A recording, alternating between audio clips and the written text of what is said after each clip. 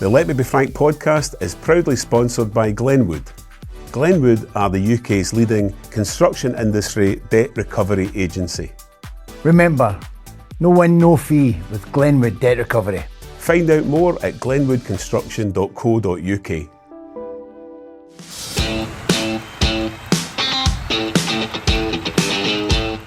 How you doing? And it's another episode of Let Me Be Frank podcast with myself, Simon Houston. And look at this man here. Yep. The sun-kissed Frank McAvennie. Sun's out, isn't it? Well, that's a nice top, that. It is. Did Adidas give you any money to wear their tops in the golf course? Get it for nothing. Who's your sponsor again? You said, is it Everybody. Wilson? Wilson's my sponsor for the golf clubs. Aye. Brilliant, great clubs, by the way. Yes. Recommend them highly. Do you ever wear shorts when you're out golfing? No. Yeah. I'm on holiday, I do. You shouldn't stay my legs now. Aye. It's no, they've been broken. No. Well, we're right in the middle of a heat wave, so long may it continue. Yes. And on the subject of hot, we can talk about today's guest. So how do I begin to sum up the introduction to this man? So after signing for Aberdeen, where he played under the great Sir Alex Ferguson, he joined Celtic in 1987 for a then Scottish record of £650,000. He became an integral part of the centenary double winning team alongside this man here. One of his highlights in the hoops was scoring the winner in the 1989 Scottish Cup final. A year or two later, he returned to Aberdeen, more trophy success, and then had success as a coach where, as part of the Clyde team, he masterminded one of the greatest shocks in Scottish Cup history when they knocked Celtic out. He is known among the fans as the Wayne because of his boyish good looks, which he retains to this day, and he is, of course, the one and only Joe Miller. Joe, how you doing? That was quite a lengthy introduction, and that's all we get time for today. I know. Right. Pointless comment. Is that? But you just got that the highest bid. I thought I'd get paid. No, in Scotland. Oh, was that? Between Scottish clubs, I think it was. Scottish clubs. Also, it was a teenager. Right, so, but did you? I'm sure that was $850 I come up for. Am I right in saying you both joined after the season started, though? Yes. Because you scored. They got knocked out of the League Cup, didn't they? They got knocked out of the League Cup. October. I played against Frank in the game at Pittodrie a couple of weeks before I joined. You scored at Celtic Park for Aberdeen as well, not long before you joined. A 2-2 draw. Yep. Right foot. That's and right. it's at a top corner. They were a decent team, but it just when they get knocked out of the League Cup, Billy come in for me, and then just after they come in for you. Second in the league. I think when I joined Celtic, they were second or third. Hearts were at the top of the league. At the start of that season. Hearts had a great run. But when me joining Celtic, at weekend Aberdeen. Yeah. Because of course. I was the one that was scoring the goals. Right, quite right. Well, listen, actually, let's talk about that. Let's talk about that first, right? Loads to get through. But I want to talk about that because was there a perceived gentleman's agreement that you would maybe go to Man United, and Fergie was a bit miffed when you went to Celtic instead? At that time, yeah. Well, I think he had an agreement with Dick Donald, the old chairman of Aberdeen, and I think he was promised first refusal on me if I ever became available. So I was looking to move at the end of the season. I didn't see myself moving to Celtic. Celtic came in right at the last minute on that day that I signed.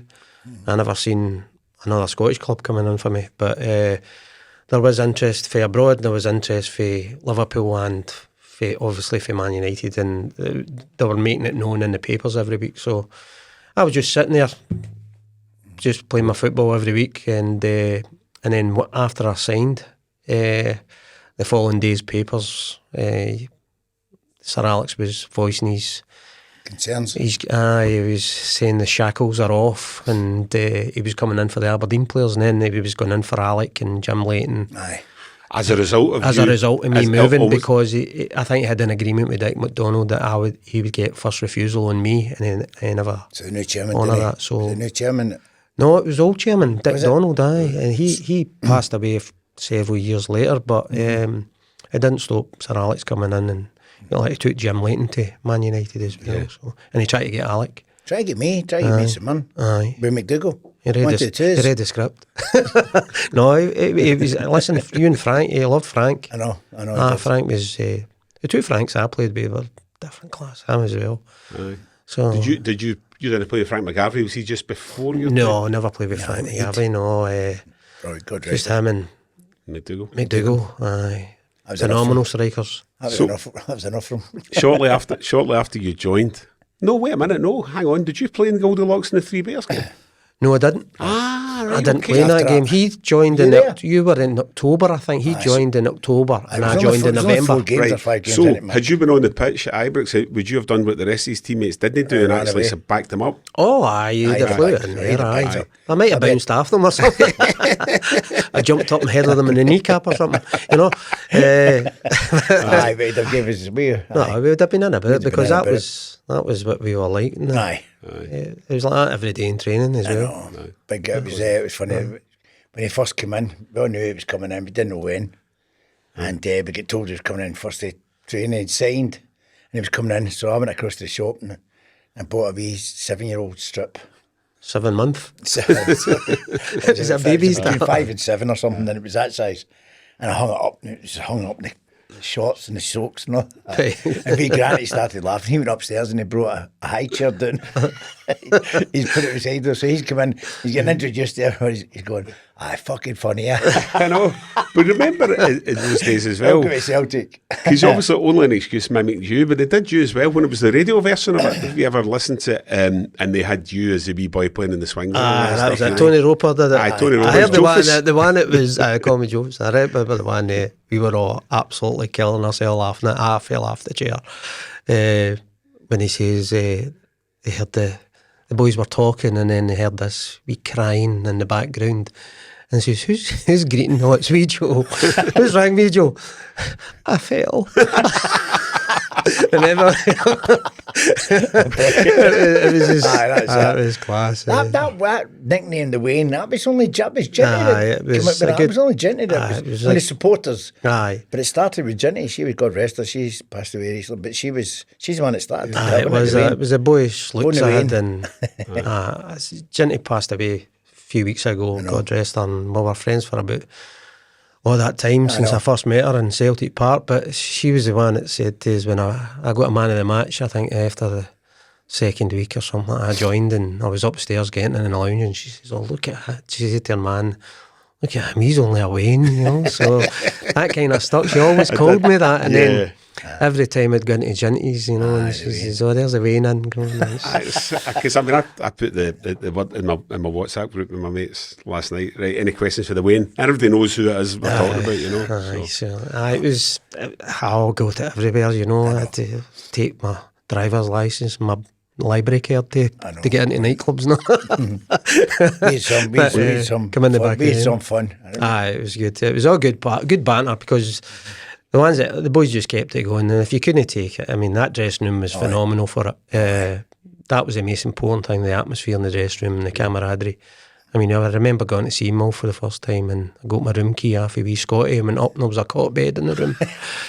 And you're like that, oh, cry, here we go again, you know. So, and then I came down and there was the high chair with all the Farley's Rusk is pre-match meal and all this, you know. Did them they lift you over the turnstiles to get in the game? It was brilliant. Something else I was going to ask you actually just occurred to me there, and somebody had mentioned about an altercation you might have had with Mick McCarthy chase you along London Road. Was that true? That was it, the first week it was, Big Mick, but it was Big Billy, he was like, telling Mick to wind me up to take a few kicks, and we were just about to play Motherwell. I think he set up a 7-a-side, and then I've bounced up again. Mick came through me a couple of times and I've bounced up and I tried to chin him, but I hit him in the chin, and then he just looked at me and he didn't flinch, and he just says, I'm going to kill you, and I was off. I ran all the way back London Road, and Mick was chasing after me. So right into Celtic Park he chased us, and kicked the door down in the gym to get to me. So but he should put his hand out, and that goes out of training me, man. But he didn't say it to me, Joe. Oh, he didn't say it to me at Man City. I smashed his nose, and the first minute as well, and he battered me for 89 minutes, honestly. And that's why there was photos of me coming to Celtic Park, because they were a bit concerned that Mick was still going to bat me. You didn't know when he was going to do this. You didn't know. I mean, he did it. He looked after everyone. I remember somebody at Dundee was after you, and he just Oh my God, he that's- upended the boy. He Did did you big send off, didn't he? He sent Crawford off. Bapty, he did. Bapty, that's Crawford right. Bapty, right, you know. He's So a bit of a aye, man. but he was getting sent off, and he was just walking off, and the referee couldn't get his card out, and he was running after him to send him off. You know, but, Mick's halfway through Mick's the tunnel. already walking. You Aye. know, but he was a big bit of a boy. Aye. Before we're going to talk about, we want to obviously talk about the highlights at 88 and then 89, which was a big year for you as well. We need to talk about what's going on right at the moment. That's that defeat at Perth on Sunday. There's a theory the Celtic season ended in Munich. You know that way that they kind of that was such an incredible performance. It's almost as though they thought, right, that's at league's won. We're now out of Europe after a heroic performance. Have they kind of put the tools away? No, I don't think. It's squeaky bum. I've been to the games all season, and sometimes they're blowing hot and cold, and you know, So there's last been a 6 lot of away games players is the chopping problem, and Joe. changing and things like that. You know, new players have all come in, and I think Brendan's comments at the weekend are, you know, Bang on. bang on, but also it's probably to put a bit up the backside of the new arrivals as well. So you can't really pinpoint or try and second guess who he's Well, he targeting specifically there. said it wasn't Callum. So, You know, aye, so- well, so- but but you that's can taken second as guess read. that. Aye. But it's like any other manager in the dressing room. You know, what happens in there stays in there. sure. But at the same time, everybody's second guessing there. But Is that not a danger though? Is that not a danger? The fans are starting to speculate and you know, names circulate and it's maybe not No, that. because the manager wants that. But Because can I the say manager to you, wants you- that. the manager knows who's talking about. You were straight away. You thought Kuhn might be somebody. That was a- Kuhn's not kicked a ball. I mean, what a start of season he had. He was. I mean, he was easily going to win Player of the Year. Aye, and it's just You know, he's easily going to win Player of the Year. He's going to win every award. Now, I'm not too sure now. I think Maida's probably. Well, yeah, and Maeda had an off day as well. Hitati, when he's on form, I think he's one of the best. Aye. But he's not been on form enough. But I suppose you could. I But mean, it's why did Brendan Bernardo not come in at the weekend? I thought, you know, he would have been ideal because he ups the game every time he comes on. but I don't know. Thinking back to when you guys won, like obviously in '88, the league title, it was tight up until pretty much the second last game of the season, was it? But one Nah, Dundee, and then they played the Aye, firm was one it- after. No, we actually went to Dundee United because we went on a run of Aye. 20 odd games unbeaten. But I think we went up to, I think it was around about December, New Year's time, we went up and played United at Tannadice, and myself and Chris Morris scored. Aye. But we came into the dressing room that night, and virtually us were all saying that's us. The That's league's it. won because we went, I think we went 6-7 points ahead. And we thought that's it. Because it was all 2 point system. points, so yeah, it was like a 3-game So it's catch more up. than 3 games. Aye, so we knew then, we're not going to get beat I between said, now and the end of I the didn't season. take it. But it's slightly different than like a season like this where Celtic are so far So ahead far in front, that's it. that I mean, it's unthinkable. It See- can happen, see but the you've got to watch what you're doing But because what I was going to ask is, this is what Rangers are in the state they're in. I mean, I'll tell you, because do you lose an extra a couple of percent? it's If the you go on the high- pitch and you know it's already won. See, I think it gives everybody a reminder as well because there's been so many highs and so many lows this season, right? Because it's not been consistent. It's not been the usual Celtic way of running over the tap of teams and things like that. And that gets people a wee bit upset and also lost to Rangers twice. So should have lost. we can look back and say, right, okay, possibly we've got a treble in the bag.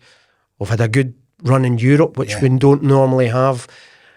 There's also going to be money in the bank, and all these things are all going to be spoken about. But I think at the end of the day, it's like cointing Fergie's old phrase, it's squeaky bum time. I know. And getting it over that line. We just wanted it over the line. I think there's that. I thought for me when we were playing, I thought it was over when we beat Rangers at Ibrox when Paul scored. Aye, when Paul scored that. I thought after that was us. Aye. Because that was closer to, you know. I noticed you said Paul scored because nobody really knows who scored that other goal that day. Oh, Granty. Was it Anthony Rogan's header? Granny or Terry Butcher's toe, one of the two.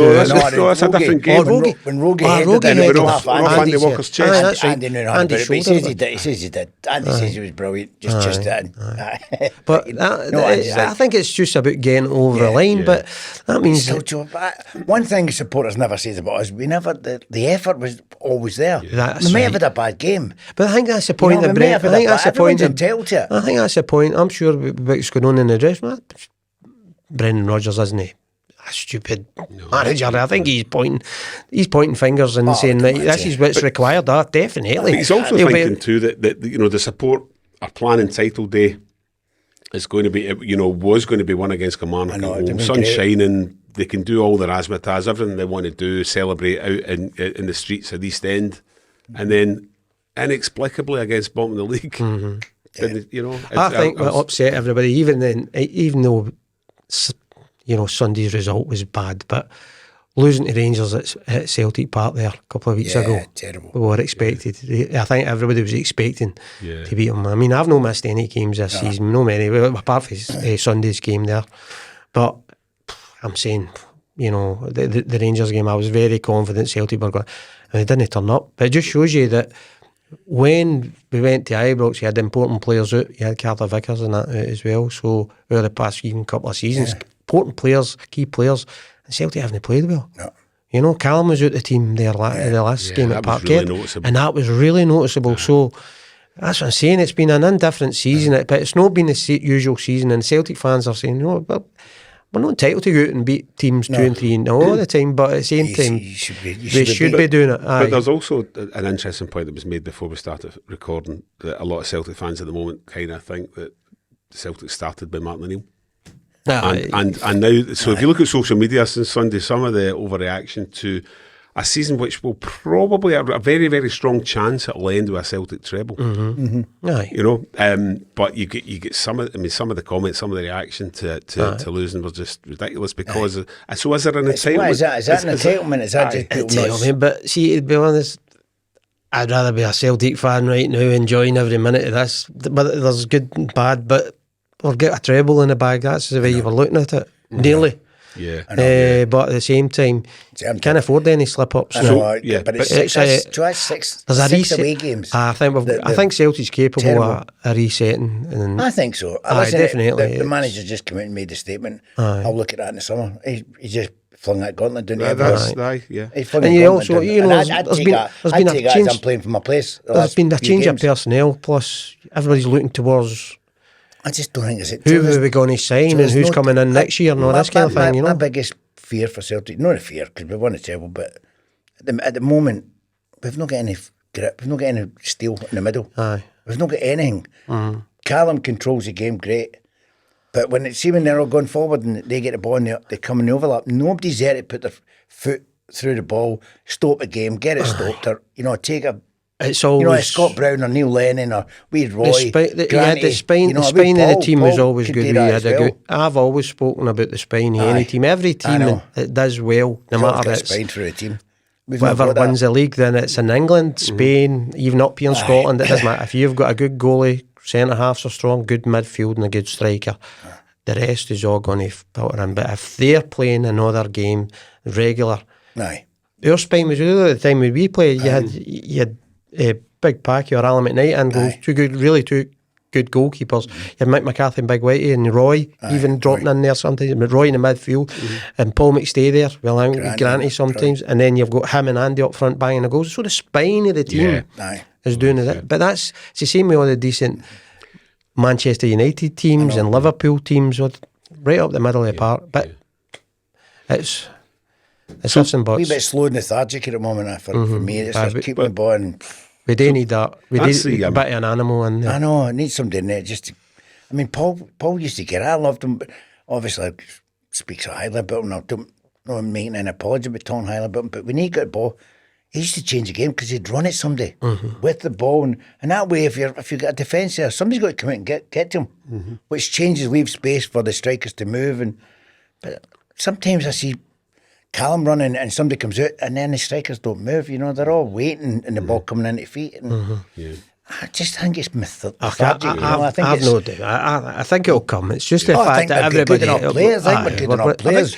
When they play, they're the best. It's understandable that the fans are sore as well because everybody was planning what they're going to do on Saturday. Next Saturday what are you going to do? You're going to go to the game now. What are you going to do on Saturday night? Everybody's planning their day. I always remember a game...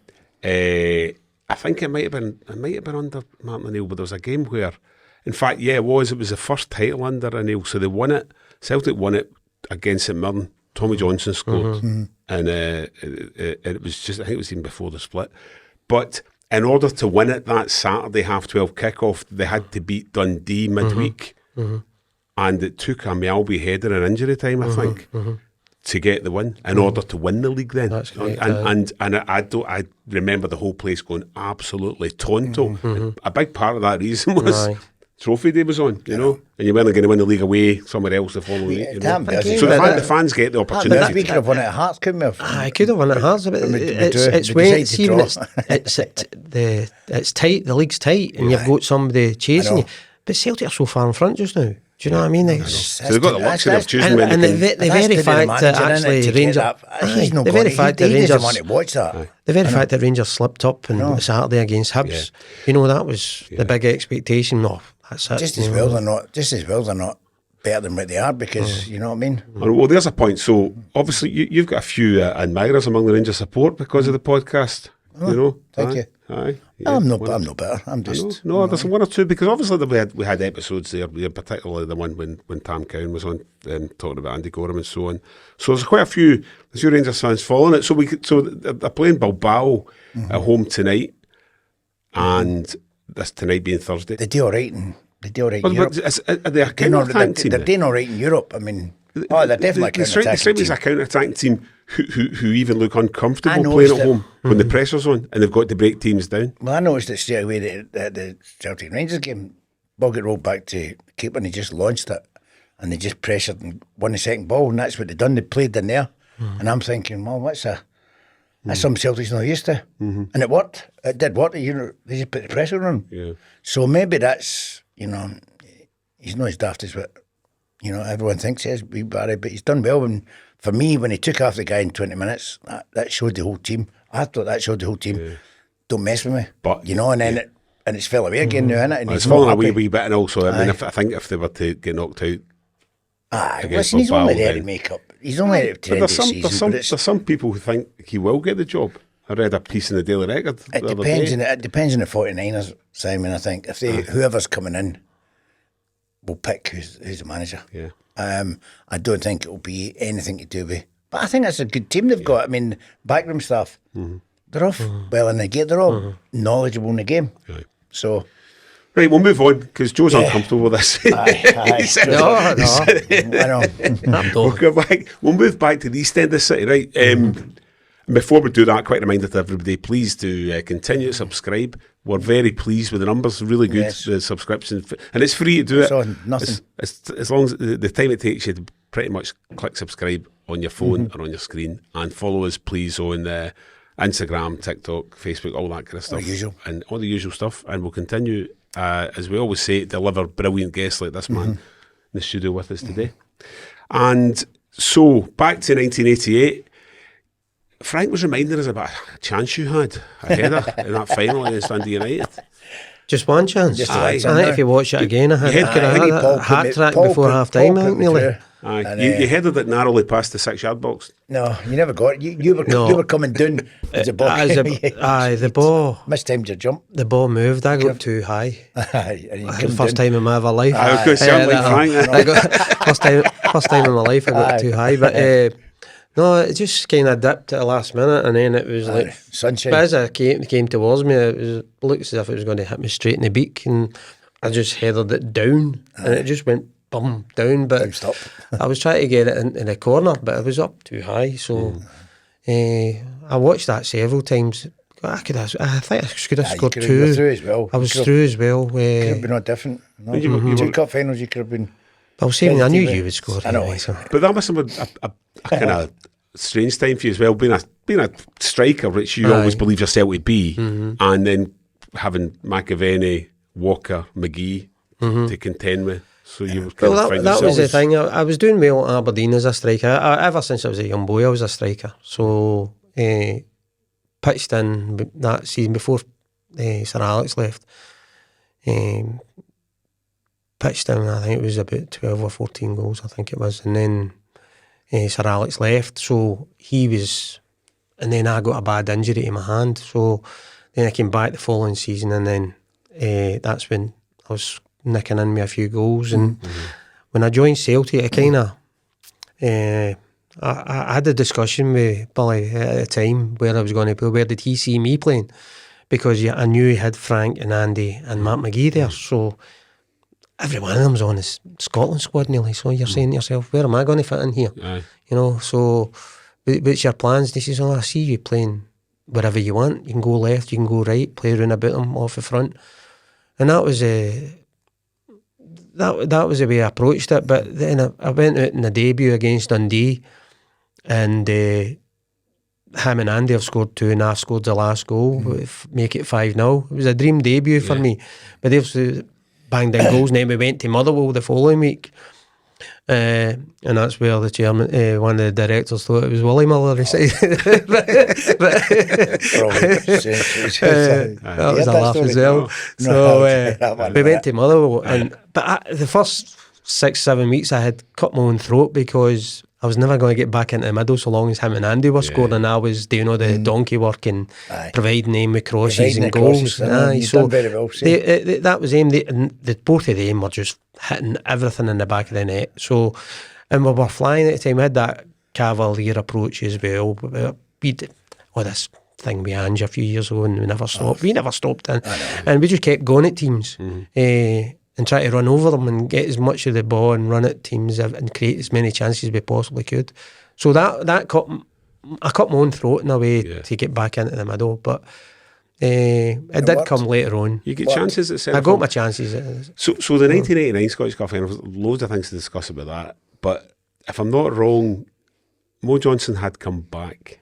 Then the cup final took place. Then he went to Rangers. Am I not right in saying that the cup final took place, he was going to be coming back to Celtic at that point?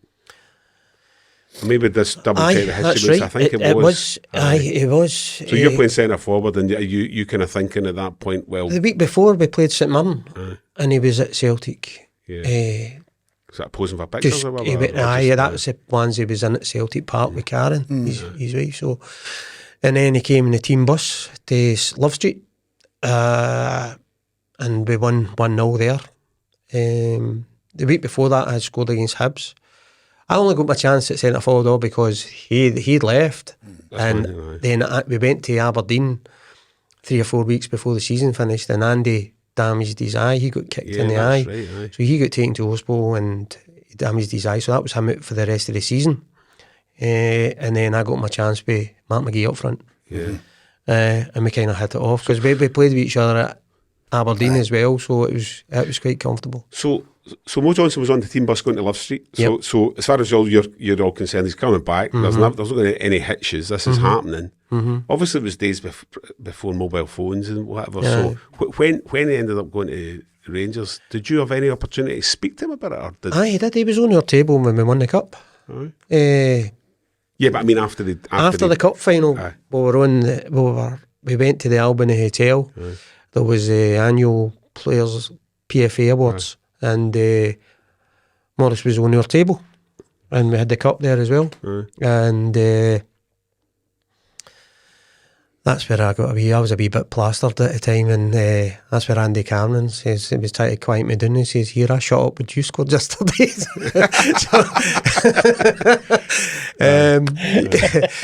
So Morris was on our table, but we knew then, there was a few wee whispers at the table, and we knew then he was gone. So during the summer? No, that was it. But see, coming off the park, he signed during the summer, didn't he? But I was coming off the park, and I think it was Liam Souness said to us, "Enjoy the headlines this week, wee man. We're going to have them next week." He went to Simple Minds concert in France. Stayed at Moses. That's correct, aye. Once. Aye. And there was a wee whisper there, and Jim was saying, "No chance." Jim was saying, "Not a chance." And I'm going, "That was stupid." And there was rumours. Jim had a bet with him, never paid him, obviously. And he lost the bet, but Jim says, you're not going. He says, money, it was just... See, the thing is with that, I mean, I get asked about it as well, like we just did, but I thought he was a bigger loss than... I couldn't believe he left. I mean, he didn't spend enough time. We all just played. I know there was other things in the background and all that, but that I mean, that was between you and the club and that. But see, as a player, as a teammate, I didn't want to leave, Joe. Because but the thing was, we were. Big Billy was putting a good... One thing Big Billy was good at, it was Putting a team picking together. a team and putting a squad of players together. There was only 19 of us then. Yeah. But it was a great squad of boys. There was young and old, a great blend. Yeah. And then we should have springboarded then. You stayed a while to the start of the new season and then it left. Well, it was only because they just told me. That was when they told me I'm not getting it. I wasn't getting it. So... And listen, I've done a lot wrong in my days, but when I shake hands with somebody and say, like, I made a promise, then you pay that. Aye. You know, I give them it. I suppose, yeah. I mean, there's no comparison. Had you come back to Celtic, you're not going to go and join Rangers two weeks later. Oh, no chance. I got asked to join Rangers Unless anyway. he offers you enough money. I got asked to join Rangers anyway, twice before I Morris. can look at it two ways. I was sorry to see him go. We got and get off the park as well. But at the same time, if he hadn't went, I wouldn't have scored that goal against Rangers. So that's the way I look at it. He'd have probably scored that. That's really it. But tell you what, that's interesting though. Soon as saying that about enjoy the headlines, because we'll have the headlines next week. So that game's going on. Everybody knew what was happening. So, wow. That was another blisteringly hot day, wasn't it? Oh, beautiful. I don't know. It was well in the 80s. We were dehydrated as well. Do you think had VAR been around, it wouldn't have counted, would it? Because definitely wouldn't have counted. The throw-in would have been attacking phase of player, whatever they would have said. It led to the goal, so it would have been taken back. But VAR would have took 10 minutes to say no, it's disallowed. But it's spoiled the game. It was classic Roy Aitken, it wasn't. It was classic Roy Aitken. It was like, I don't care what you're saying. I'm taking this throw in. I know. Actually, Big Roy, you're more famous for that throw-in than I was for scoring a goal. There was three central characters. There was three central characters that goal, because there was yourself, Roy Aitken, and of course Gary Stevens. Aye, that's right. You ever spoke to him after that? Right after that game, we were in myself and Anton. We were all celebrating in the room, and these two guys came in and they were doing the drug test type thing, so we had to give a sample. So the man Markey, I mean, they did a better job than the defenders we were playing against. And they were in the dressing room and we were all celebrating, we were all drinking champagne and everything, singing away and everything. And they follow you everywhere. You've got to go up to this room and try and give a sample, So myself, the two numbers that was picked out was 3 and 9, so that was me and Anton. So because I'm on Anton's shoulders, and we're walking up the corridor and we're singing that way and everything like that. And then Rogie kicks the door in and we walk in and there's 3 and 9 for Rangers, which was Gary Stevens and Kevin Drinkle. So Gary was sitting with his hands in his head like that, and Rogie, cheer up, Gary, he says, that's the best pass he's had all season.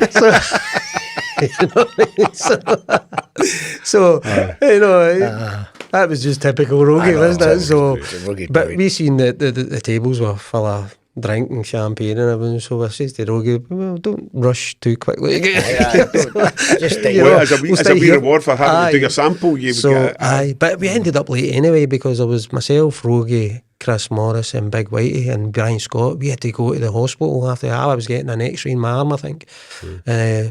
And Big Whitey and Chris had suspected broken bones as well. So we went during that game. We never went with the team bus back to Parkhead, so we went up to the Bon Secure in near Hampden. And who took you up? Oh, we went up in a limousine. That was the thing. There was a big stretch. Some stretch limousine was waiting outside for us as well. I brought me on. When we were going up the road and I put the roof open and but we went out at the Rangers end. So we were trying to get the roof shut. All the scars and bottles were all coming towards us. But it was a great day. But there was a couple of talk about Gary Stevens when I came back for Celtic. I phoned him and I said, man, he thought it's welcome me coming back to Scottish football. He thought it was going to Thistle. And I phoned him and says, I'm just saying for Celtic. He went, what? So they were all meeting. There was a big crowd of meeting in Buzzywells, was it? Rangers had a night out, and me and you were going out into Buzzywells. So me and Buzzywells, something down Coyshire, I'll come back and all that. He says, Joe's at the bar. So I walked out of the bar, and he's leaning in the bar, and Gary Stevens leaning over him. And I walked down, and I says, Gary, you got that close to him in the cup final, he wouldn't have scored. Well, that was it. Coyshire, welcome back. It was great. He couldn't believe it. I hadn't signed for this, so I signed for Celtic. That was hilarious. That was parade there standing with a scarf. I know. Now it's time for a shout out to our sponsors, Glenwood, and they are helping provide a fantastic prize, and there's still time to enter this. The closing date is April the 17th, which is next week. If golfers, if you want a chance to play against Frank McAvennie and myself over the wonderful Queen's Course at Glen Eagles. Wonderful course. Fantastic course. And you and a pal can play, Frank and myself, and maybe beat us. Highly unlikely. Highly unlikely, because I'll mark the card. Yeah, Frank will mark the card, that's it. All the details of how to enter the competition are on our socials and pinned up at the top of Instagram. And you can also follow Glenwood and LinkedIn as well, and you'll see all the details there about how to get a chance to win this fantastic once-in-a-lifetime opportunity. So Glenwood are experts in business debt recovery. So if you're in the construction game and someone owes you money and you're getting messed around, they are the people to contact, and they'll help you get that money back. Exactly. If you do the work, you deserve to get paid, and Glenwood make that happen. That's it. If you want to get paid faster, get in touch with Glenwood at glenwoodconstruction.co.uk. And as always, don't forget to tell them Frank sent you. So 89 come and went. So, but it also it triggered the beginning of a horrible period for Celtic. 6 years of it. It did. I think the following year. Looking back, I think 88 and 89 particularly, I think we let good players go. Frank left. Then you seen the likes of Roy Aitken, Mark McGee leaving, and then Tommy, Big Starkey, Packett. We never really, and Alan McKnight left. So yeah, when I was saying that good nucleus of experience in young players, that had upset everything. So you allowed the captain going as well. Mike McCarthy left as well. So Celtic didn't rebuild. The old guard had left, and it was the old guard that it was a steal. Guys that knew what it was like to play for Celtic. You got Tommy Burns and Big Roy, and you're saying to yourself, Matt McGee left. Matt McGee left, and so you're saying there's that image of the maestro carrying so much on his shoulders. So Paul became captain of the team, and so it was a difficult period, but we didn't spend the money. Celtic didn't spend the money then, so that was always an uphill struggle. And then we got to the final, but before that we got to 90, 91, I think we got to the final with Aberdeen penalty shoot. So we got to that final, and we had a disappointing season because we never had that big a squad. No. That was it, and it was depleting every year. And then Roy left after that cup final, I think. So the Polish lads had come in by this point because Jakanowski played. Jakanowski and Dovcek. And you must have one or two Jakanowski stories. How long was he there for? How long was Jakanowski there for? 2 years, I think. Two seasons. When did I come back? He wasn't there, was he? Was that? When I come back, he wasn't there. He wasn't there. 2 seasons he was there. Dovcek might have stayed a wee bit longer, potentially. Darius was there when I came. Darius was a good player. But Jakanowski, when he came to the kind of playboy lifestyle, did he maybe put Frank McAvennie in the shade? Not a chance. Seen him in Stringfellas. No. Seen him in Stringfellas. Could have put him in the shade. No. Not a chance. Not a chance. But he always struck me as naturally incredibly talented footballer. He was talented, but he wouldn't run. He wouldn't run anywhere, and you were wondering, but he would beat you with skill. He was great feet, tidy, and but he couldn't burst by people. He wasn't powerful that way. He was powerful, and plus he would knock by bars through people, knock into them, hold the ball up. Jakanowski was differently. He was get the ball to feet, and then he would turn on somebody, and he would use his feet to get by you. Yeah. He didn't have blistering pace or anything like that. He was quick over 10 yards. You on the pitch, the Partizan Belgrade game, the 5-4 match. Yeah. I mean, that was quite a spectacle. That night, he scored 4 that night, but he actually got absolutely. How can I say? We went into the dressing room after the game. The players died because he gave the ball away too much, and it kind of was just prior to it led to their goal because myself and Paul were out at the corner flag killing time. We're through, and we slipped the ball up inside just along the byline to Jackie, and he's trying this thing and lose the ball, and then it balls up for there. They go up the park and scores. There was a wee guy that wore tights that night. I still have nightmares about him. So, scoring 4 goals, but it caused murders for us. Just players were up there, we were killing time, killing the game, we're through, but Next time we're all chasing back. Everybody's chasing back. Big Roy was pulling a caravan at that trying to chase it. There was a big bald left back. The big boy. I think he maybe put the cross in that ultimately led to their fourth goal. Because I remember Paul Elliott was on the line and he was kind of trying to kind of maybe clear it off the line. But as you say, I mean, he scored 4 goals and you get credit for that. But at the same time, you're saying that's killing us here. So that's only half the story. It's half the story, because do you think that's what's wrong nowadays? Because nobody see what you're just saying, they get lambasted in the dressing room. Aye. And he'd have probably got it in the pitch as well. But nobody says anything now. See, it's changed, Frank. But it doesn't matter. I know the game's still the same. Game's not changed. It's just people are making new names up for things. I think there's that many players come and go now over the years. You've got to recognise that foreign boys come in and you've got to understand a club of Celtic where, you know, I think it was easier for us. We understood what it was like to play for Celtic. There's a lot of boys arriving, and they're only going to be arriving and be in and out that door in the space of 2 or 3 years at Celtic now. Yeah. That's a fact. That's a problem, isn't it? Aye, but if you've got, when we were there, it's a different game, a different ball game. You wanted to play for a club, and there was guys that was one club did them. Do you know what I mean? They played for the club and got testimonials and things like that. So it's a different game now. And but how do you remedy that? I don't know. I don't know. But you like say Callum's there to carry the can and try and make them all understand what it's like. But the mentality of players now is that they know they're going to come and go. But it's the same. You can't keep. Even when we played, I say, boys, you can't be up for the big games and no do it against St Johnstone's. No disrespect to St Johnstone, but you know, Celtic should have won that game last week, and it's like some mentality that you've got to. You can't do it in the big games. You know, all the fans notice. Yeah. They do notice you're strolling about against St Johnstone, and I thought there was too many of them strolling about.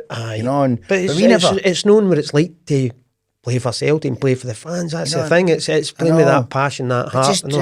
We didn't. That was an abundance in our team, but it was the experience was there. They were all captains. That's what I mean. Where they came in and Lambert. How many times I got it as well? I can't remember looking at his bench once to see what you want me to do. Because he would just go, him, Roy, Tommy, come back into midfield. As I said, when we're getting overrun, come back in. I'd just come back in. Once we get control, I'd go back up. It was just, it was simple. We done it. The things was, see if it's like a winger, if you're criticising a winger, I recognise it with them. It doesn't matter what side they're playing at. They're always expected to be running at people, taking people on and all that. But sometimes a manager will say, listen, it's not that sort of game today. You need to be tucked in, you need to keep it tight.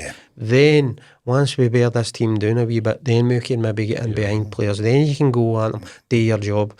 And that's the way that it was with me when I was a bit. Billy, he recognised that as well. It's not every game's you're going to have to tuck in, do a different job. But the fans, you would be getting stick after fans because you're not doing it. You're saying, I can't, you know, you're dying to turn around and say, I know. But that's the way it was. But I feel sorry for players in it because that expectation level is there. The fans are wanting to see 3 and 4 goals every week, and players taking on and crosses. Brendan Rodgers had a wee dig at the fans a few months ago there when, because of that very subject, that try and move the ball up the right wasn't happening, so recycle it on the left, and there was this kind of murmur of discontent, and he's like annoyed at that. You know, you have to learn that it's about patience. Patience is the key to things now, but because particularly with watch Celtic, they have so much of the ball, moving it from side to side. They'll pass you today. Many goals that score with you crossing. I mean, they don't do that now. Well, this is the thing. When do you see them crossing the ball now? The thing, I mean, and I scored a lot of them. We actually, I remember one day with Tommy Craig and Big Billy, we actually worked on something that actually giving a throw in or a corner away so that we could counter-attack, bust up the park, because what we would practice on is we were defending corner kicks, and what we would do is have 2 boys on the posts, and we would just bang break. It was like a counter-attack, and we'd be up that park. But one of the best goals we scored, there was I can't remember the goal scored not that long ago, but Celtic says it was one of the best goals it scored. Oh right, okay. Was it Celtic European Park? goal? Was it at Celtic Park? Was it Maeda's goal? Maeda, when it was a lovely chipped finish. But it was down at our corner flag. That's right. So we scored I was going to say, I think I actually mentioned it to Brendan in the foyer. That's in my debut. We scored one where I broke off a post, and there was like 5 passes, and it went to Chris. Myself bombed. Went up to Frank. He laid it into Paul McStay. Paul played it out wide. Chris crossed, and he scored. And it was just bang, bang, bang, bang, and it was for their corner. And that was your debut, I reckon? I think that was my debut, aye. It was one of the goals. He scored. So here's a question for you, right? You're flying at Aberdeen. Fergie's looking at you. Liverpool's looking at you. Celtic's sign you. You win a centenary double. You don't get capped by Scotland. No. I was in the squads often enough. Who was keeping you out? It was Davy Cooper and Pat Nevin and who else? But not to get one cap in a friendly. Speedy was there, wasn't he? And they were Frank was in about the squads as well. And they never picked me. They never really picked me. Celtic, they never picked me. I got picked after the centenary match. Tommy Burns, myself were in the squad. They played Colombia in England. Remember that? I never got picked for that either. You know, was that like the Rouse Cup or something? I think you were. You know, at the game down at Wembley. You were at the game, I think. Scotland-England game, aye. Aye, you were at it. I was at it, aye. I was up in the lounge with you. I had a great day. Aye. And I was at Wembley 88. And he was Rod Stewart, that's what you were. Right. Aye. And Tommy made his debut, Scotland debut. Yeah, I remember that. But you didn't. Were you a sub? Were you I on the was going to be on the bench, aye, but never materialised. I never got on, so I never ever got capped. Because it occurred to me, we had Billy Stark as a guest a couple of weeks ago, and that's 2 people I always think about didn't they get a cap for Scotland? You know, yet when you think about you and him at your peak. I got asked several times. I mean, I had a bit of a thought. I was supposed to make my debut against Belgium under Andy Roxburgh, and we were staying at Gleneagles, and then I got asked to go up to the night before. Got asked to go up to Pittodrie for the under-21 game because several players had took ill, and I was just to sit on the bench because they couldn't draft anybody in. I was just to say I was not going to get on the park. So the under-21s got beat 1-0 and Gascoigne scored. It was against England and it was European Championships, and then I was to get back down the road and make my debut. It was myself and that day I was training, and myself and Davy Cooper were doing the free kicks. And then I had a fight with Craig Brown, and I ended up, I just went straight home. I didn't go to Gleneagles just because of all the rubbish I was putting up with. And that was it. That was the end of it. And I said to Big Billy, I didn't want to go to the Scotland squads anymore. And Andy Roxburgh was asking me to come in. I said, nah, I just left it. So, Right. Aye, it was just one of these times. I didn't. What, do you mind if I ask what the follow-up with Craig Brown was about? Or was... It was just something that was going on. It was just me getting out. I hadn't even kicked a ball. It was actually just something was mentioned to me, and I just, I think we should be talking to the ones that maybe played. I was only there to make up the numbers. And I was trying to get back down the road with the full squad. Yeah. I mean, it was me done them a favour. I went up to sit on the bench. Just sit there just as...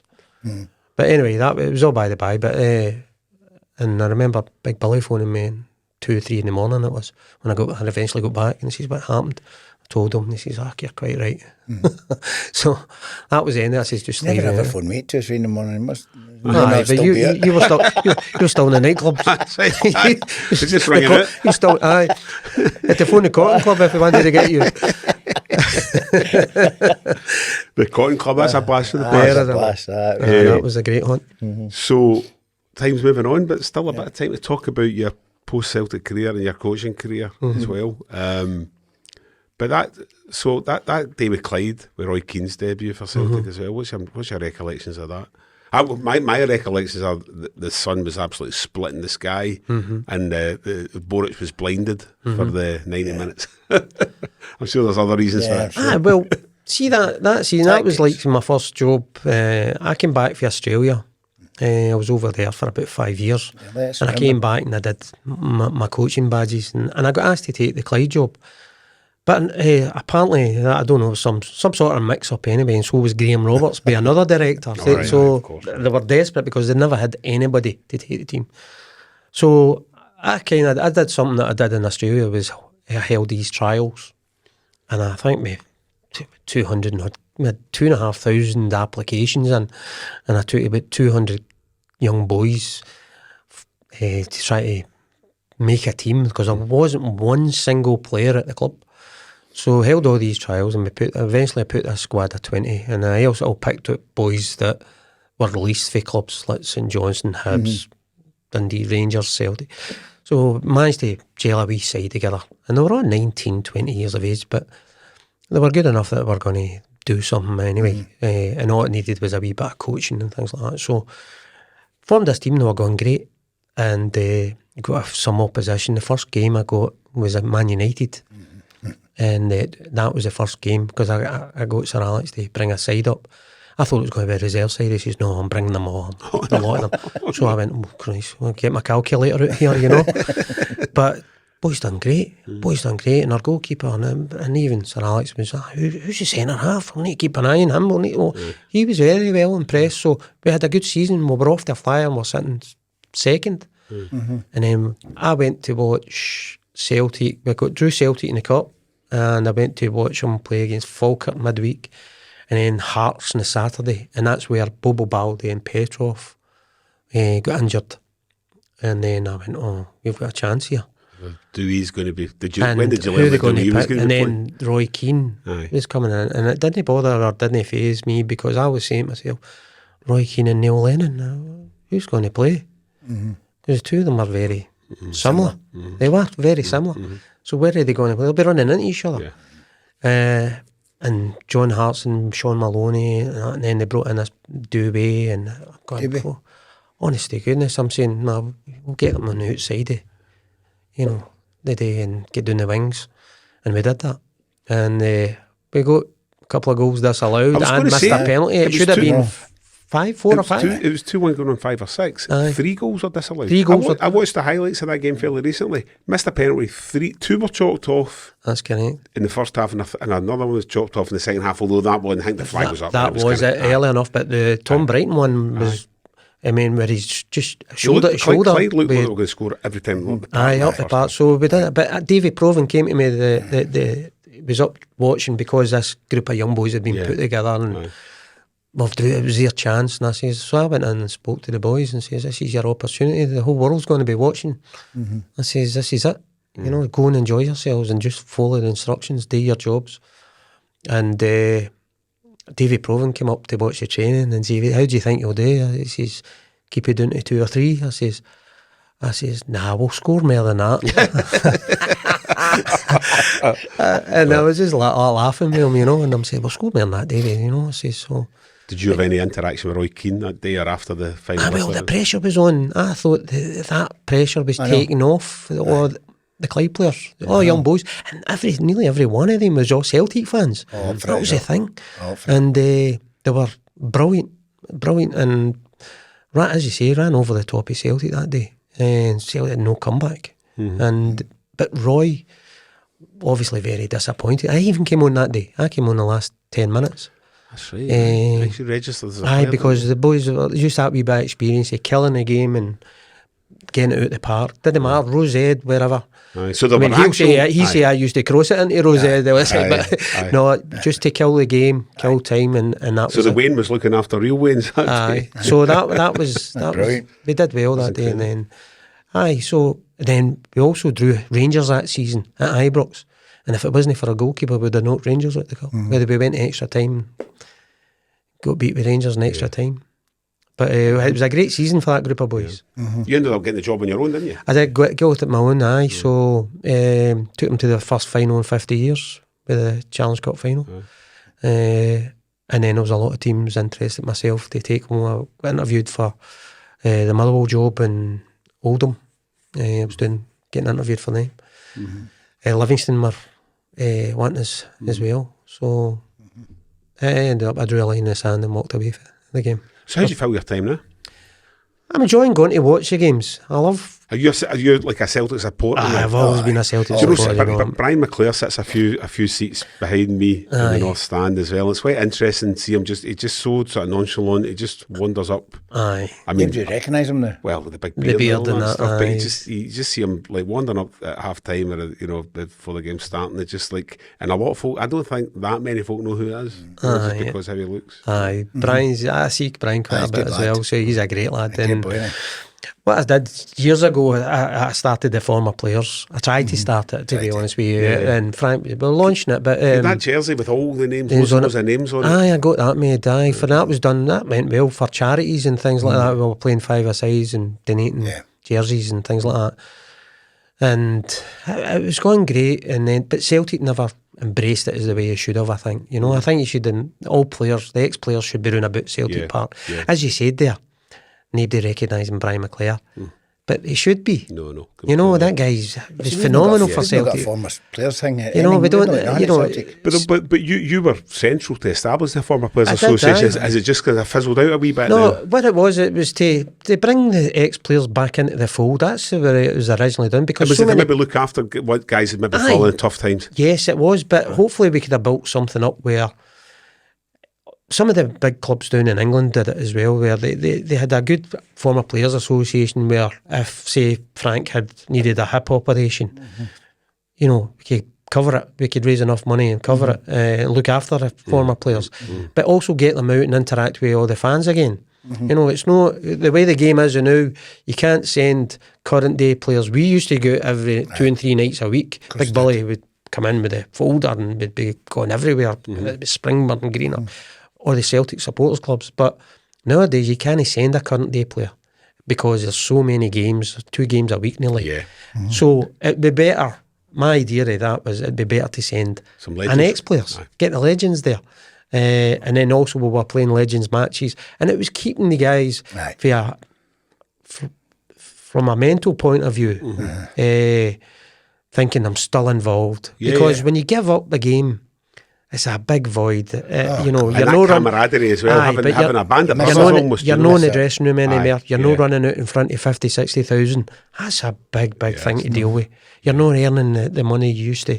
So for your mental health, that was the reason. But I don't think Celtic embraced it the way they should have, and maybe they could readdress it. I don't know, but the foundations are there. I mean, you must have have some contacts book of ex-Celtic players as well. I always talk about his contacts book for this podcast. I do.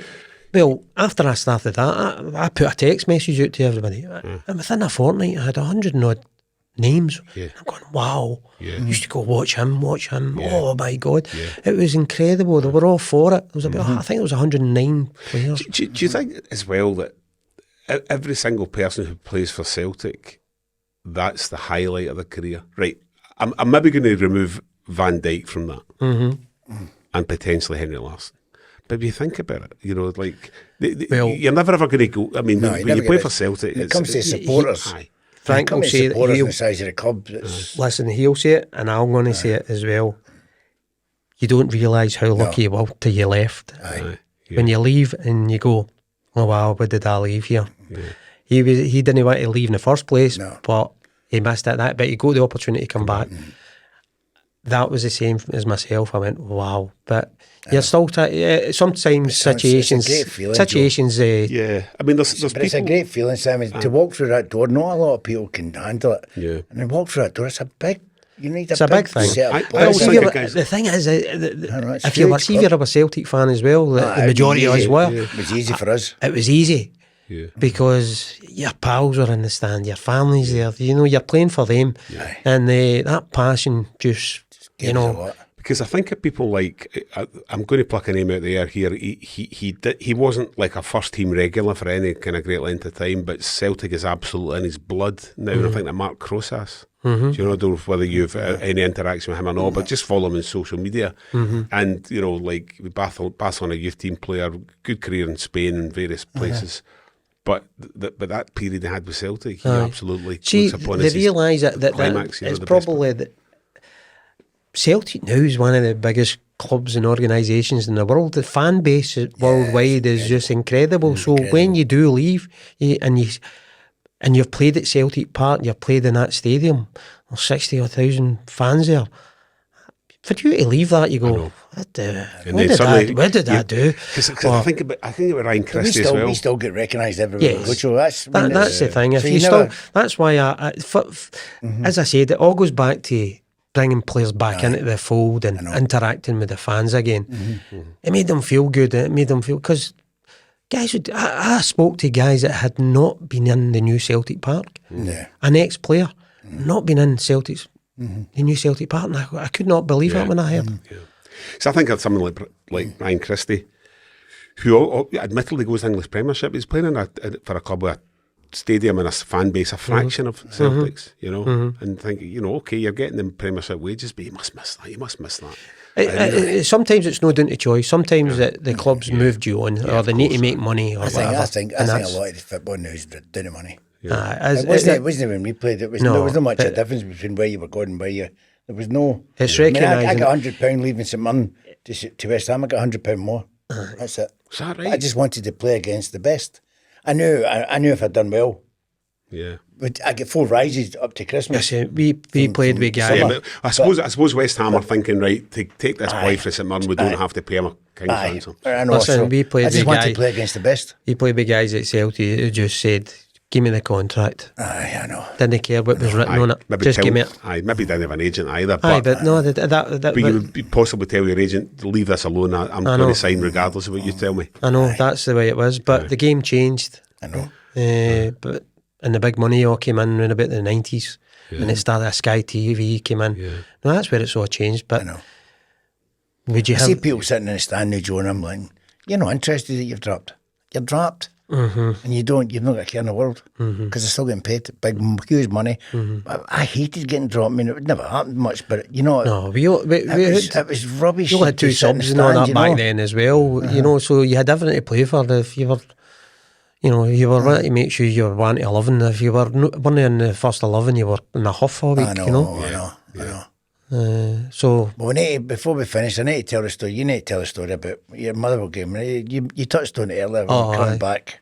When Joe signed, one of the directors, this is how close. Mr. Farrell. Mr. Farrell. This is, go on, you take it away. It was, I had a good debut, as I said, on the Saturday. We won 5-0, and on Tuesday night we were going to Motherwell. I think we won 2-0, and we're coming back in the bus. So I was having I sat down. There was a similar type bus. I had my usual seat at Aberdeen, and then went to Celtic, and there was a similar seat. So I took that, and then Frank was just behind us, and old Mr. Farrell came up to me in the bus. Did you enjoy that game tonight? I says, yes, I did. He says, he goes, do you think you were playing a wee bit far forward tonight? And no, he's the last one you see anything. And he says, Mr. Farrell, it's no Willie Miller. He says, it's Joe Miller.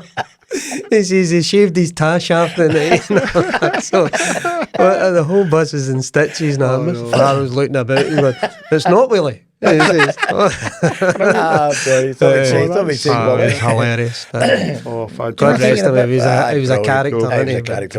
That was brilliant. That was great. Really, really enjoyable chat. So many good things and so many different aspects to your career as well. Yeah. So you know what to do. We'll have another brilliant guest for you next week, and follow us on all the usual platforms. Follow us on YouTube, hit subscribe, Instagram, all that stuff. And we'll see you next week. We'll see you again for another episode of Let Me Be Frank podcast. Cheers. Thanks. Thanks, guys. Thanks.